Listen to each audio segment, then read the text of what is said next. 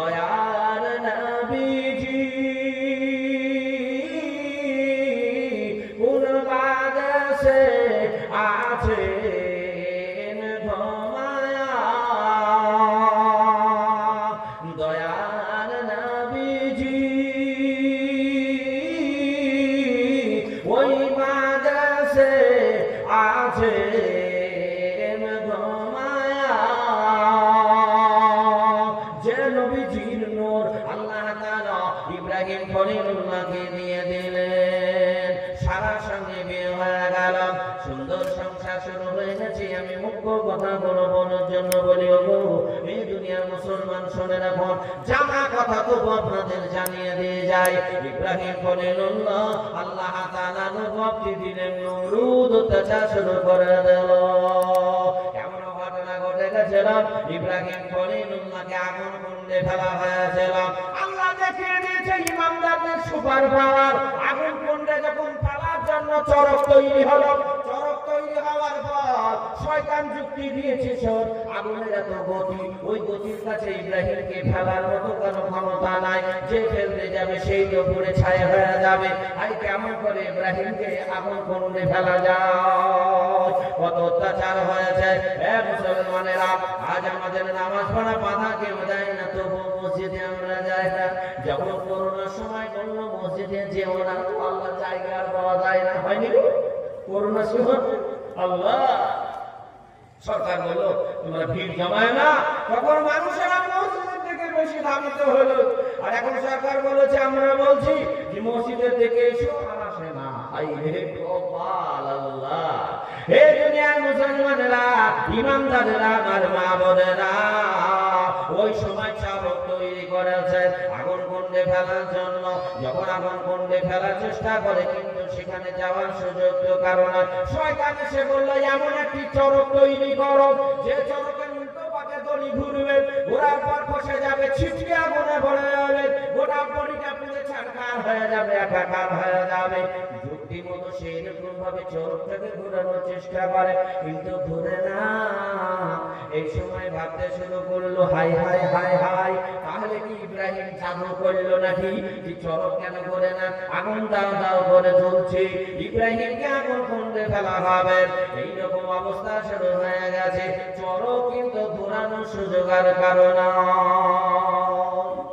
আমার মায়েরা এখানে একটি মশালা শিখেলেন, যে মা বোনেরা মুসলমান মহিলারা এরা টিপ করতে পারবে না। কেন? তার উদ্দেশ্যটা বলে দিই। যে ওই সময় শয়তান বলল, জানো আল্লাহর ফেরেশতারা চরক ধরে রেখেছে, আর এই চরক কোনদিনই তোমরা গোটা দেশের মানুষ লাগলেও এটা ঘোরানো সম্ভব তোমাদের নাই। তো কি করতে হবে? বলে দেশ থেকে বসতি নারীগুলোকে নিয়ে আসতে হবে। ওরা যদি হাত দেয় তাহলে চরক অটোমেটিক ঘুরতে শুরু করবে, চাকা ঘুরতে শুরু করবে। বলে তাহলে বসতি নারীগুলো কারা? সেই বসতি নারীগুলো ওই মহিলাদেরকে বোঝানো হয় যারা বিবাহ না করে পুরুষদের সঙ্গে মিলামিশা করে। এই সমস্ত রমণীগুলোকে, মহিলাগুলোকে তারা চিহ্নিত করে নিয়ে আসলো। নিয়ে আসার পর যখনই হাত দিয়েছে, হাত দেওয়ার সঙ্গে সঙ্গে আল্লাহর ফেরেশতারা তারা ছেড়ে চলে গেছেন। চলে যাওয়ার সঙ্গে সঙ্গে চরকটা চাকাটি ঘুরতে শুরু করেছে। দেশের মধ্যে হাততালি আর হাততালি শুরু হলো। দেশের মানুষেরা বলল, মহিলাদের পাওয়ার তো কম না, আমরা এত চেষ্টা করেও হলো না। এই সমস্ত মহিলারা হাত দিল আর চরক ঘুরে গেল।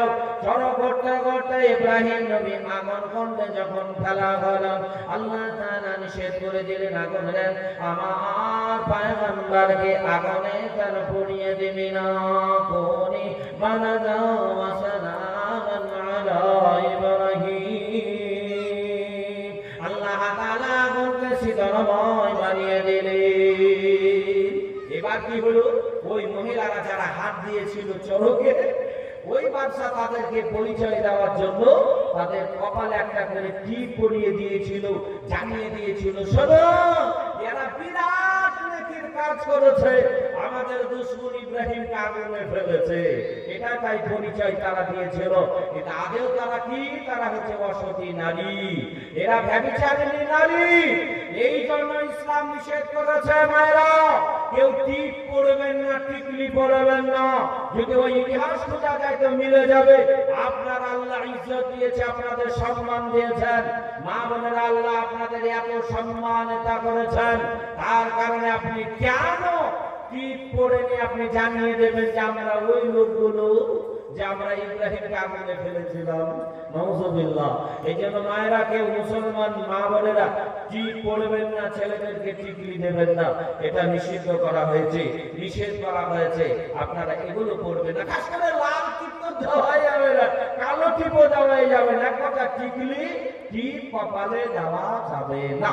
এখান থেকে পাওয়া যাকে চলে যায়। ইব্রাহিম খলিলুল্লাহ সংসার চালাতে শুরু করলেন। আল্লাহ তাআলা পয়গম্বর দিয়েছেন, নবী বানিয়েছেন। নবী বানানোর পর ইব্রাহিম খলিলুল্লাহকে আল্লাহ তাআলা বললেন, ও বন্ধু শোনো শোনো, তুমি ইসলামের দাওয়াত দিতে বের হয়ে যাও, কালেমার দাওয়াত দিতে বের হয়ে যাও। কালেমার দাওয়াত দেওয়ার জন্য যখন বের হয়ে যাবেন, প্রাণের বিবি বললেন, ও স্বামী গো, আপনাকে দেখে আমি বিয়ে করেছি, আপনি যেখানে থাকবেন সেখানে আপনার সঙ্গে আমি যাব।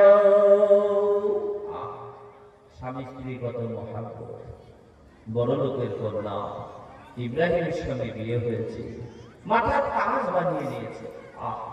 আমাদের মায়েরা আজ যদি স্বামীদেরকে এরকম মাথার তাজ বানিয়ে দিত, বাড়িতে অশান্তি কি জিনিস বুঝে আসতো না। জি, আজ আমাদের বাড়িতে অশান্তি, স্বামীদের আর শান্তি তারা দেয় না, আর স্বামীও কিছু আছে তারা স্ত্রীদেরকে শান্তি দেয় না। দুই পক্ষ থেকে ঝামেলা বেড়ে যাচ্ছে। কেমন স্বামী স্ত্রী ছিলেন তিনারা? ইব্রাহিম খলিলুল্লাহ বললেন, বিবি তুমি কেমন করে যাবে? কোথাও খাবার পাবো, কোথাও পাবো না, কোথাও জায়গা পাবো, কোথাও পাবো না। আমি তো দিনের কাজে যাবো, ইনকামের জন্য নয়। আল্লাহ তাআলা পয়গম্বর আমাকে দিয়েছেন, আমি নবী। প্রাণের বিবি বললেন, স্বামী আপনি যদি খেতে পারেন আমিও খেতে পারবো, আপনি যদি চলতে পারেন আমিও চলতে পারবো। ও প্রাণের স্বামী গো, আপনার সঙ্গে আমি যেতে চাই। চলতে শুরু করলেন। এমন একদিন বাদশার দরবার দিয়ে তিনি যাবেন, বর্ডার দিয়ে যাবেন। সেই বাদশার নজর অতি খারাপ। প্রত্যেক রাত্রিতে নতুন নতুন রমণী চাই। আহারে দুনিয়া কেমন দুনিয়া ছিল। বেঈমানদের পরিচয় আমি এবার আপনাদের দিয়ে দিই। ইমানদার কাকে বলা হয়? ইমানদারদের সুপার পাওয়ার, ইমানদারদের দোয়া আল্লাহ কবুল করেন, এখানে তার প্রমাণ হয়ে যায়। এমন বাদশাহ, যে বাদশাহ নতুন নতুন রমণী চাই, দ্বিতীয় দিন তাদের খবর আর রাখে না। ইব্রাহিম খলিলুল্লাহ তিনি কি করলেন? দেখলেন ওই বাদশার দরবার যেখানে যদি যাওয়া যায় বাদশার নজরে পড়ে যায়। আমার প্রাণের বিবি, এই বাদশা খারাপ নজরে তাকাবে, আমি কেমন করে সহ্য করাবো? এই জন্য বাসর ভিতরে তিনি প্রবেশ করলেন, ভরে নিলেন, চলতে শুরু করলেন। বাদশার লোকেরা বলল, হায় হায় কি ভরা আছে বলো, বাসরের ভিতরে কি রেখেছে বলো। ইব্রাহিম খলিলুল্লাহ ওই লোকদেরকে বললেন, বাসরের ভিতরে যা আছে তোমাদের আমি দেখাবো না। বাদশা দরবারে পৌঁছানো হলো। বাদশা বলল, বাদশা খোলো, সেগুলো খুলো। খোলার পরে দেখতে পাওয়া যায় সেখানে একজন রমণী, মিষ্টি মিষ্টি নজরখানা। বাদশা দেখে পাগল হয়ে গেল। বাদশা জিজ্ঞেস করলো, যুবক বলো, এই যে সুন্দরী রমণী তোমার কে হয়? ওই সময় ইব্রাহিম নবী বলেছিলেন, এটা আমার বহিন হয়। বহিন কেন নিজের স্ত্রীকে বোন বললেন কেন? ওই বাদশার উদ্দেশ্য হলো, যদি স্বামী স্ত্রী নিয়ে যায় ছাড়বে না, আর ভাই বোন যদি যায় বাদশা কিছু বলবে না। এই জন্য তিনি বলেছেন, ওটা আমার বহিন হয়। বাদশা বলল, তোর যদি বোন হয় তো বাসর ভিতরে কেন? বাসকে দেখেছিস কেন? বাদশা বুঝতে পেরে নিয়েছে না, ভাই বোন না, নিশ্চয় স্বামী স্ত্রী। ওই সারাকে আলাদা ঘরের মধ্যে নিয়ে যাওয়া হলো। সারা আল্লাহ এমন সুপার পাওয়ার দিলেন, মায়েদের দোয়া আল্লাহ কবুল করেন। এখানে তার প্রমাণ হয়ে যায় ইব্রাহিম খলিলুল্লাহকে আলাদা ঘরের মধ্যে মধ্যে রাখলাম। এইদিকে মা সারাকে ঘরে থেকে আলাদা করে রেখে বন্ধ করে রেখে দিয়েছে। ক্ষণিকের মধ্যে বাদশাহ ঠক ঠক ঠক ঠক করে সারা ঘরে প্রবেশ করলো। তারপরে সারাকে বললো, সারা তুমি প্রেমের কথা বলো, তোমাকে আমি সুন্দর করে প্রেম নিবেদন করব, কথা বলবো। সময় মা সারা দোয়া করলেন, আল্লাহ আমি একজন পয়গম্বরের স্ত্রী, আর আমার দিকে খারাপ নজরে বেঈমান আমার দিকে তাকাবে, আল্লাহ তোমার কাছে আমি সাহায্য চাই। সেকেন্ডের মধ্যে দোয়া কবুল হয়ে গেল। মাওলার দরবারে মহিলাদের দোয়া না কবুল করেন, এই জন্য নবী বললেন দোয়া নিবা তোমার মায়ের কাছে, সেবা করবা তোমার মায়ের। মায়ের পায়ে পদতলে আল্লাহ জান্নাতটাকে রেখেছেন। তাহলে জমিনের মাটিতে আল্লাহ নবী কথা বলে গেছেন। তারপরে আমাদের যুবকেরা মাকে চেনে না, আব্বাকে চেনে না, বাড়ি থেকে তাড়িয়ে দিয়ে যেন জানটা বেঁচে যায়। এই দুনিয়ার যুবক শোনে নাও, যাদের মা জীবিত আছে, মার কাছে যে একটুখানি একবার মা বললে মায়ের কলিজা ঠান্ডা হয়ে যায়। সকালে একবার যদি মা বলা হয়, সন্ধ্যার সময় মা বলা হয়, ওই মা কলিজার ভিতর থেকে দোয়া করবে রবের দরবারে। কেন মহিলাদের দোয়া আল্লাহ কবুল করে নাই, এটা তার প্রমাণ হয়ে যায়। মা সারা দোয়া করে বললেন, আল্লাহ ওই বাদশা আমার কাছে এসেছে, বিচার করে দিন। আল্লাহ তাআলা কি বিচার করলেন? বাদশা দাঁড়িয়ে থাকতে থাকতে চলতে শুরু করলো, আর দাঁড়িয়ে থাকার ক্ষমতা নাই, যেন দাঁড়িয়ে থাকতে পারে না। শরীরটাও অবশ হয়ে গেছে, শরীর কম্পন শুরু হয়ে গেছে, চোখে ঝাপসা দেখতে শুরু করে দিয়েছে। বাদশা বলল, ও সারা, ও রমণী, ও সুন্দরী, বলো বলো, তুমি কি আমাকে জাদু করলা নাকি? আমার শরীর কেন এরকম হলো? সারা মাথা নিচু করে কিছু তিনি বললেন না। তিনি বললেন, আমি জাদু বিদ্যা কিছুই জানি না। বাদশা বুঝতে পেরেছে যে আমার এটা পাপ, এটা আমার অন্যায়। এর পূর্বে একবার ঘটেছিল, ওটা তার ব্রেনে আসলো। কার ঘটনা? সাধন বাদশা ধরে নিয়ে এসেছে হাজেরাকে। হাজেরাকে ধরে নিয়ে এসেছে কে? তার নাম হলো ইমরান। হাজেরার জন্ম হচ্ছে টেনা শহরে, পারস্যের মাটিতে টেনা শহরে। বাপের নাম হলো জুলাইম। হাজেরার আব্বা দুনিয়া থেকে বিদায় নিয়ে যাওয়ার পূর্বে দোয়া করেছিল, বাপের দোয়া মায়ের দোয়া কবুল হয়, এটাই আমি শোনাই। ওই সময় জুলাইম দোয়া করেছিল, যে জেরুজালেমে আজকে ঝামেলা শুরু হয়েছে, ফিলিস্তিন ফিলিস্তিন করে যে আমরা শুনতে পাই, ওই বাইতুল মুকাদ্দাসের দিকে লক্ষ্য করে দোয়া করেছিল জুলাইম। জুলাইম বলেছিল, রব, ও বাইতুল্লাহ রব, আল্লাহ তোমার ঘরকে সাক্ষী রেখে বলি, আমার হাজেরা, এই হাজেরাকে তুমি হেফাজত করিও। আমি হয়তো দুনিয়া থেকে বিদায় নিয়ে চলে যাব, বুড়ো অবস্থায় মেয়েকে হাতে ধরে বাইতুল্লাহ দিকে, বাইতুল মুকাদ্দাসের দিকে লক্ষ্য করে বলেছিল, রব, আমি তোমাকে সাক্ষী রেখে বলে যাই, আমার সন্তান, আমার হাজেরা, এই হাজেরাকে বাদশার হাত থেকে বাঁচাও, আর এমন একটি ঘরের মধ্যে তার স্থান করে দিও, সারা পৃথিবীর মানুষ ইতিহাসের পাতায় তাকে চিনতে পারবে। আল্লাহ সেই দোয়াকে কবুল করে নিয়েছিলেন। এইদিকে সারা দোয়া করেছে, ওইদিকে হাজেরার বাপ দোয়া করেছে। দেখেন, দুইটা দোয়া আল্লাহ কবুল করে নিয়েছেন। ওই হাজেরাকে ইমরান ধরে নিয়ে এসেছে, সেও কি সুন্দরী। ওই হাজেরাকে যখন ধরে নিয়ে আসলো ইমরান, সাধন বাদশা নামক সেই বাদশার কাছে, সাধন বাদশা কি করলো? ওকে আলাদা ঘরের মধ্যে ডাকলো, তাকে প্রেমের কথা বলার জন্য বললো। ওই সময় হাজেরা বলেছিল, গৌরব, আমার আব্বা বাইতুল মুকাদ্দাসের দিকে লক্ষ্য করে বলেছিল, ও আল্লাহ, আমার মেয়েকে বাদশার হাত থেকে বাঁচায়। আল্লাহ তাআলা হাজেরাকেও সেই বাদশার হাত থেকে বাঁচিয়ে দিয়েছিলেন। বাপ মারা গেছে, মাকে বাদশা মেরে দিয়েছে হাজেরার মাকে। বাপ তো দুনিয়া থেকে বিদায় নিয়েছে, ওই হাজেরাকে ইমরান ধরে নিয়ে সে বাদশার দরবারে জমা দিয়েছে। বাদশা মনে করেছিল প্রেমের কথা বললো, কিন্তু তার শরীর যখন অভ্যাস হয়ে গেল, জমিনে উল্টে পড়ে গেল। ওই সময় বাদশা ভাবলো, হাই হাই, এই রমণী জাদু জানে, একে আর কিছু করা যাবে না। ওই সময় ওই বাদশা সাধারণ বাদশা বলেছিল, হাজেরা তুমি দোয়া করে দাও, আমার শরীর যদি সুস্থ হয়ে যায় আমি তোমাকে এমন যুবকের হাতে তুলে দেব, জীবনে কোনোদিন তোমাকে খারাপ বলবে না, তোমাকে ভালোবাসা জানাবে, তোমাকে ভালো ঘরে তার ব্যবস্থা আমি করে দেব। আল্লাহ তাআলা তোমার সে রব, যার কারণে আমার শরীর সুস্থ হয়ে গেছে। এদিকে সারা ঘরের মধ্যে গ্রেফতার হয়েছে, বাদশার অবস্থা খারাপ। সারা দোয়া করলেন আল্লাহ বাদশাকে সুস্থ করে দেন। বাদশা সুস্থ হয়ে গেল। শাসন বাদশা খবর দিয়েছে, ওগো সে হাজেরা, কোথায় তুমি আছো? লোকেরা হাজেরাকে নিয়ে আসলো। নিয়ে আসার পর হাজেরাকে সামনে হাজির করলো। শাসন বাদশা সে বাদশা যার অত্যাচারে দেশের মানুষ পাগল হয়ে যায়, এই শাসন বাদশা পুরস্কার দেবে কাকে? সারাকে পুরস্কার দেবে। কেন? সারার উপরে ওই নজরে তাকানোর জন্য শরীর অভ্যাস হয়েছিল, যেমন নাকি হাজেরার দিকে তাকানোর কারণে হয়েছিল। বাদশা দেখলো যারা দুই একই ধরনের মহিলা হবে, অতএব এই মহিলাকে এর হাতে তুলে দিই, তাহলে পরে ঠিক হয়ে যাবে।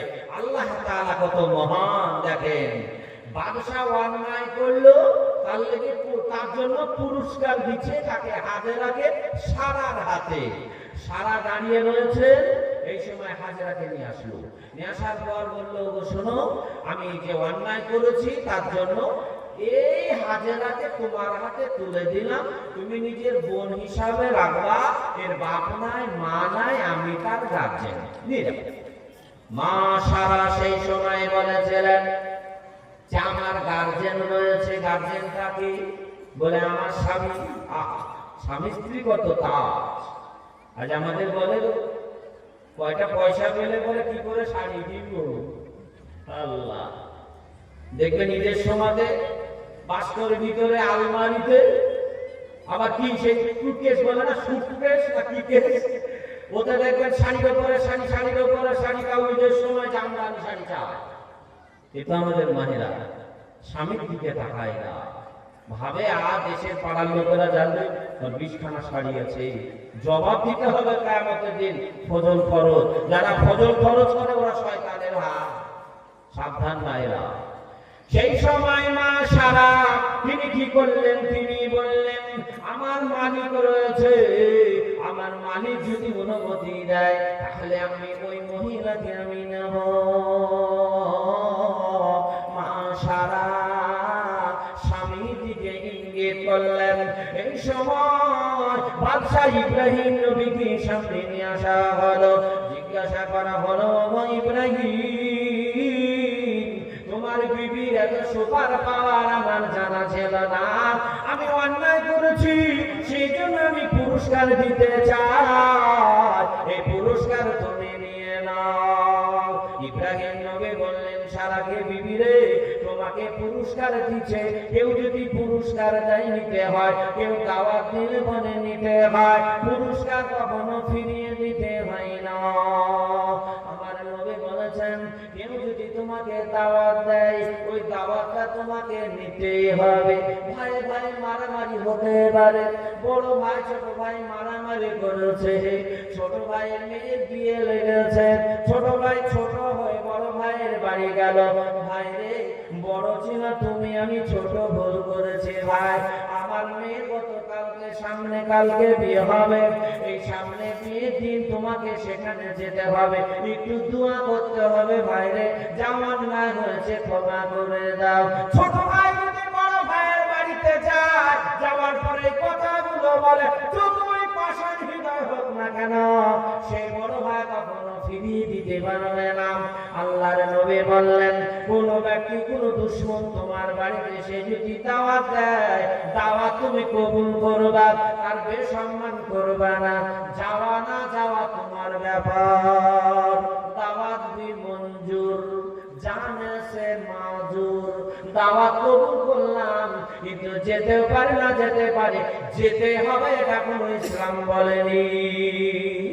কিন্তু যখন বড় ভাইকে দিয়েছে, ছোট ভাই দাওয়াত দেওয়ার জন্য, হয়তো সালাম আলাইকুম, তোমরা যাও না, যাও না, তোমরা বলা বলা খেলা, কেন আমার বাড়ি আসলি? এরকম কথা বলা যাবে না। নবী বললেন, কেউ দাওয়াত দিলে দাওয়াত তোমাকে নিতে হবে, যাওয়া না যাওয়া তোমার আলাদা বিষয়। ইব্রাহিম পয়গম্বর বললেন, সারা প্রাণের বিবিগণ, বাদশা তোমাকে পুরস্কার দিতে চায়, উপটন দিতে চায়, আর তুমি কেন বসে তো নেবে না? নিয়ে নাও। ওই সময় সারা হাজরাকে নিয়ে নিলেন, নিয়ে নেওয়ার পর চলতে শুরু করলেন, দাওয়াতের কাজ শুরু হয়ে গেছে। 80 বছর বয়স হয়ে যায়, সারা কোনো সন্তানাদি হলো না। যখন সন্তানাদি হয়নি, এই সময় সারার মনে মনে যে মনে চাইলো, ও আল্লাহ, আমার তো পেটে সন্তান হলো না, হাজেরার সঙ্গে যদি বিয়ে দিয়ে দিই, তাহলে পরে নিশ্চয় নিশ্চয় ওই হাজেরার পেট থেকে সন্তান আল্লাহ দেবে। সারা তিনি কি বললেন? হাজেরাকে বললেন, হাজেরা, তুমি আমার স্বামীকে বিয়ে করো, তোমার পেট থেকে সন্তান হবে, নবীর বংশে বাতি জ্বালাবে, তুমি আর দেরি করো না। হাজেরা সে সময় বলেছিলেন, বহুরে, আমি সব নিতে পারি, স্বামীর ভাগ আমি নিতে পারবো না। ও প্রাণের বুবু গো, তোমার কাছে থাকবো, বাদশা আমাকে তোমাকে তুলে দিয়েছে, দাসী হিসাবে থাকবো, ওই রকম কথা আমাকে বলো না।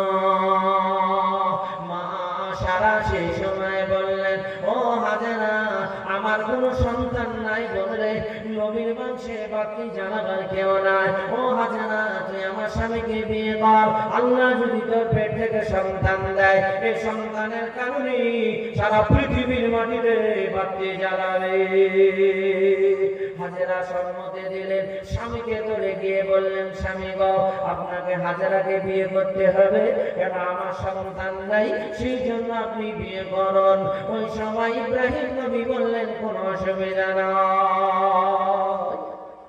আমাদের যদি বলি দেবে, দেবে যে না, আর একটা দ্বিতীয় বিয়ে করতে চাই, কেউ অনুমতি দেবে? ভাই, একটা বিয়ে ঠিক আছে, দ্বিতীয় বিয়ে কেউ করিয়ে তা শরীয়তে যায় না, ছোট আলাদা বিষয়। এমন সময় এই বিষয়টা বলেই দিই, যেটা ইসলাম চাকরি বিয়ে করার অনুমতি দিয়েছে, মা বোনেরাও শুনছে, চাকরি যে ইসলাম বিয়ের অনুমতি দিয়েছে, কোন সময়, কেন, কারণটা কি? কারণ হলো, এমন একটি সময় আসবে, পুরুষের সংখ্যা কমে যাবে, পুরুষের সংখ্যা কমে যাবে, যুদ্ধ বিগ্রহ হবে, তারপরে অসুখ বিসুখ হবে, এই কারণে পুরুষের সংখ্যা কমে যাবে। আর যুদ্ধ যদি হয়, যুদ্ধের সামনে কারা যাবে? তারা যাবে পুরুষ মানুষেরা। তাহলে পুরুষের সংখ্যা যখন কমে যাবে, মহিলাদের যে দায়িত্ব কে অর্পণ করবে? কেন মহিলারা দায়িত্ব ছাড়া তারা জমিনে চলতে পারে না। আল্লাহ দেখেন সেইভাবে দিয়েছেন, যখন জমিনে যখন একজন কন্যা আসলো, তার মা বাপ গাইড থাকলো, মা বাপ যদি মারা গেল, তাহলে পরে একজনের হাতে বিয়ে দিয়ে তার হাতে তুলে দিল। তার স্বামী যদি মারা যায়, তাহলে তার বড় ছেলে গাইড করবে, তার বড় ছেলে যদি না থাকে, তার চাচারা তাকে গাইড করবে। কেন মেয়েদেরকে পাশে লাঠি না থাকলে মেয়েরা চলতে পারে না জমিনে। এই জন্য ইসলাম বললো যে ওই সময় একজন পুরুষ 4 জন রমণীকে বিয়ে করে সংসার করবে। ওই কারণে এখন কিন্তু সেটা নয়।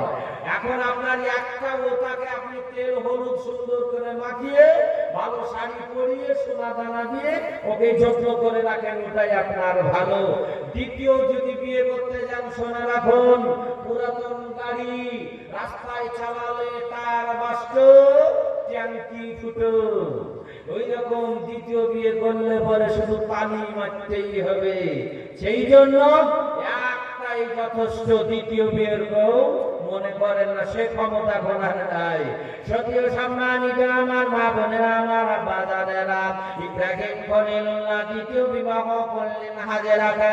হাজেরার সঙ্গে সংসার শুরু হয়ে গেল। আল্লাহ সন্তান দান করবেন জমিনে, নিদর্শন পাওয়া গেছে। সারা দোয়া করছেন, আল্লাহ হাজেরার পেটে সন্তান আল্লাহ তুমি দাও, যে সন্তানের কারণে নবীর বংশের বংশধর বাড়বে। এই জন্য দোয়া করছেন, আল্লাহ তাআলা জমিনে সন্তান দিলেন, এমন সুন্দর সন্তান, যে সন্তান জমিনের মাটিতে আসার পর আকাশ থেকে যেন চাঁদ নেমে এসেছে। ইসমাইল জমিনে চলে আসলেন, হাজেরার কোলে ইসমাইলকে দেখে ইব্রাহিম নবী যেন দেওয়ানা হয়ে যান, পাগল হয়ে যান। কেননা বুড়ো অবস্থায় সন্তান পেলে কত আনন্দ হয়। ইব্রাহিম খলিলুল্লাহ কাছে চাঁদ পেয়েছেন, পরে কোলের ভিতরে নিয়ে আদর করতে শুরু করলেন। আল্লাহ তাআলা ফেরেশতারা দরখাস্ত করলেন, আল্লাহ তোমার বন্ধু, তোমার দোস্ত, তোমার সেই ইব্রাহিম সন্তান পেয়ে দেখো কত আনন্দ করে, তোমার থেকে সন্তানকে বেশি ভালোবাসে। লা ইউমিনু আহাদুকুম হাত্তা আকুনা আহাব্বা ইলাইহি মিন ওয়ালিদিহি ওয়া ওয়ালাদিহি ওয়ান নাসি আজমাইন। আল্লাহর নবী বলেন, তোমার সন্তান সন্ততি ধন সম্পদ পিতা মাতা সব থেকে তোমাকে তোমার রব এবং তোমার রাসূলকে বেশি ভালোবাসতে হবে। এবার দেখেন সেই ইব্রাহিম খলিলুল্লাহর জন্য ফেরেশতারা দরখাস্ত করে বলল, রব সন্তানকে বেশি ভালোবাসি। আল্লাহ বলে না না না, আল্লাহ বলে না বেশি ভালোবাসি। আল্লাহ তাআলা দেখিয়ে দিলেন, দেখেন আমি সূচনা করেছিলাম লম্বা গর্ভধার, ইব্রাহিম খলিলুল্লাহ প্রথম সন্তান হয়ে গেল ইসমাইল। এই ইসমাইল থেকে বিশ্ব নবী রহমাতুল লিল আলামিন জমিনের মাটিতে এসেছে।